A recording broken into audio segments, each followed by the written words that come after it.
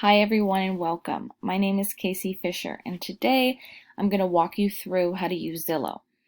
As a real estate agent, I think this is really important because it's always important for my clients to do their own research ahead of time, get a feel for what's out there, but also they can curate their own list to show me exactly what they want. Sometimes pictures show way more than words. So we're going to click on Zillow. The first thing that's going to pop up is the search engine. Here you can type in address, city, neighborhood, zip code. You can get as specific as you want or as broad as you want. So we're going to start off by just searching Redondo Beach, which is a nice, desirable city in California. And you're going to see, whoa, we get a lot of results. So we want to narrow this down. So I'd say the first thing is probably price. So we're going to say we want $900,000 to 125.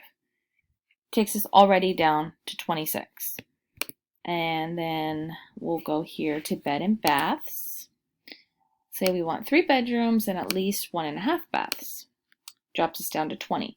This makes it a little easier than searching through the 99 and seeing things that you maybe can't afford or you don't want. So then we'll click on this listing.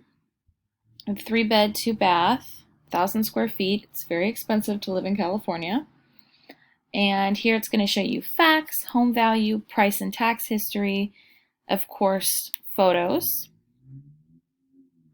And so what's good about this is that you can go straight from here and you can share this to your realtor.